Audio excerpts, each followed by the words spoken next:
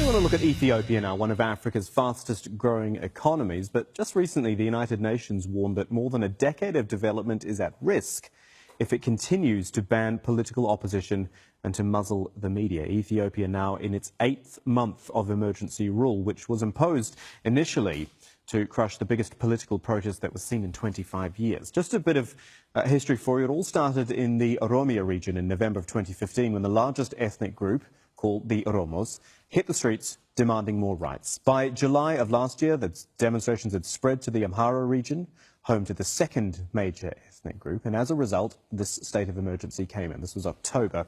We're talking arrests, curfews, and media restrictions. It was supposed to last for 6 months, but was then extended for another 4. That's in March it was extended, I should say. Now, the State-run Human Rights Commission says at least 669 people were killed and actually praised the government for the way it handled things, but there's been no independent investigation.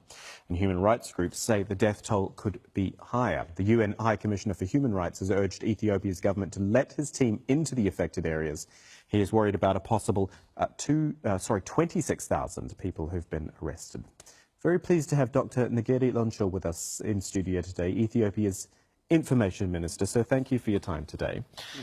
I've listed off a whole lot of things there which don't sound great about Ethiopia, and then the United Nations comes in as well and says it's worried. How does Ethiopia, as a country, as a government, respond to that?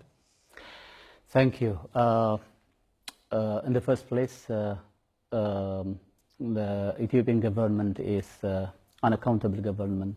Ethiopia is in the process of building democracy in the last 2 decades, and in that process, actually not only building democracy, but also working to elevate the problem of poverty and extricate the majority of people out of poverty. And as you've also noted,